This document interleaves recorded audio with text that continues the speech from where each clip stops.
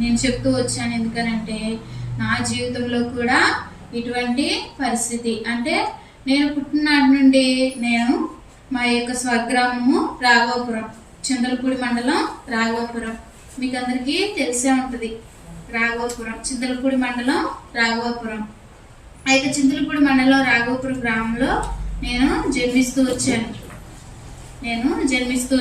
నా తల్లిదండ్రులు, నా తండ్రి పేరు మోషే, నా తల్లి పేరు షారోను.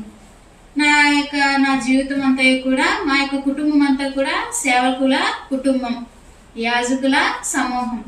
అంటే మా యొక్క తాతగారికి ముగ్గురు సంతానం, 2 అబ్బాయిలు 1 అమ్మాయి. అయితే మా యొక్క తండ్రి గారు చిన్న ఆయన అనమాట. పెద్ద ఆయనేమో మా ఇంట్లోకి వెళ్తూ వచ్చారు, చిన్న ఆయనేమో మా నాన్నగారు, ఇంకా ఇంకో సహోదరి అంటే కూతురు ఉందన్నమాట. ఆవిడేది వైజాగ్, అంటే రత్నరాజు గారి యొక్క భార్య మిరియం.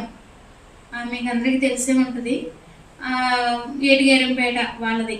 అయితే నేను మా నాన్నగారికి నేను మొదటి సంతానం, నేను, నా తర్వాత నా సహోదరుడు, నా తమ్ముడు ఉన్నాడు.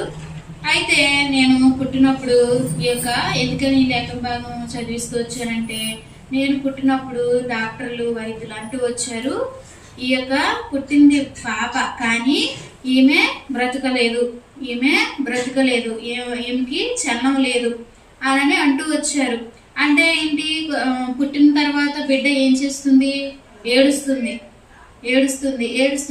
వచ్చినప్పుడు ఏంటి, బిడ్డలో చలనం ఉంది, జీవం ఉందని మనం అనుకుంటాం. కానీ నేను పుట్టినప్పుడు నా తల్లి గురుకువాతం, అంటే ఆ యొక్క తల్లిలు, చాలా మంది తల్లిలకు కూడా అటువంటి పరిస్థితి వస్తుంది అనమాట.